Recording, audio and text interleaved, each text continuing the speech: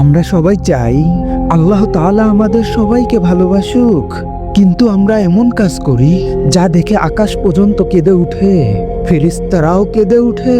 তবে কি সেই কান্না শুধু শান্তির জন্য? না, কখনো কখনো সেই কান্না হয় ফেরার পথের মতো। আমির নামে একটি ছেলে ছিল, খুব ধনী পরিবারের ছেলে। লাইফ টাইম গান বাজনা, পার্টি, মেয়েদের সাথে সম্পর্ক ছিল। তার মা মাঝে মাঝে বলতো, বাবা নামাজ পড়ো, রোজা রাখো। সে বলে, আল্লাহ আছে না, সময় তো পেরে যাচ্ছে না, সময় হলে একদিন পড়বো। একদিন রাতে দেরি করে পার্টি থেকে ফিরছে, হাতে সিগারেট, কানে হেডফোন। রাস্তার এক কোনায় অ্যাম্বুলেন্স আর লোকের ভিড়। তার এক ঘনিষ্ঠ বন্ধু ইব্রাহিম মারা গেছে বাইক অ্যাক্সিডেন্টে। ইব্রাহিমকে কবর দেওয়া হয়। আমির তখন দাঁড়িয়ে চুপচাপ ইমাম সাহেবের কথাগুলো শুনছে। এই ছেলে এখন তিনটি প্রশ্নের মুখোমুখি। প্রশ্ন তিনটি হলো, তোমার রবকে, তোমার নবীকে, তোমার দিন কি?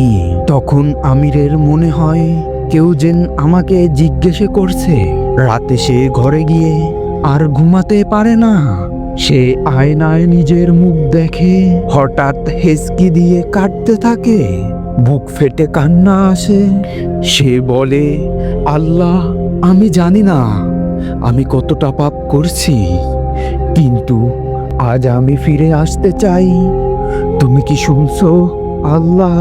সে সেজদায় পড়ে যায় আর উজারে কান্না করতে থাকে। যখন এক পাপী বান্দা রাতে একাকিত্ব কাঁদে, তার কান্না পৌঁছে যায় সপ্তম আসমানে। ফেরেশতারা বলে, হে আল্লাহ, সে তো সেই বান্দা যে এতদিন তোমার নামও একবারও নিত না। তখন আল্লাহ তাআলা জবাবে বলেন, হ্যাঁ, কিন্তু আজ সে ফিরে আসছে। সাক্ষী রাখো তোমরা, আমি তাকে মাফ করে দিলাম। আকাশ কাঁদো তার সাথে, জমিন কাঁদো তার সাথে। তারপরে আমির বদলে যায়, 5 ওয়াক্ত নামাজ পড়ে, দান করে, ভালো সকল কাজ করার চেষ্টা করে। যারা যারা আমিরকে চিনত তারাই বলে, তুই এভাবে বদলে গেলি কিভাবে? আমির হেসে দিয়ে ছোট্ট করে দুটো কথা বলে, আল্লাহ আমার কান্না শুনেছিলেন। আমির মসজিদে বসে একদিন এক কিশোরকে বলেন, ভাই, তুমি যত বড় পাপী হও না কেন, একটা সেজদা আর এক ফোঁটা কান্না, আর কিছু লাগে না। আল্লাহর দরজা তোমার জন্য খুলে যাবে। কিন্তু আকাশ কাঁদবে এইবার আনন্দে। বন্ধুরা, আজও কি তোমরা তওবা করে ফিরে আসবে না? তোমার তওবা মুখে সেই কান্নার অপেক্ষায় আছে সপ্তম আসমান।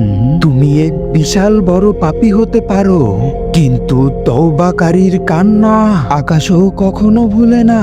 বন্ধুরা, যত তাড়াতাড়ি পারো তওবা করে আল্লাহ তাআলার দিকে ফিরে আসো। আল্লাহ হাফেজ, ভালো থাকো বন্ধুরা।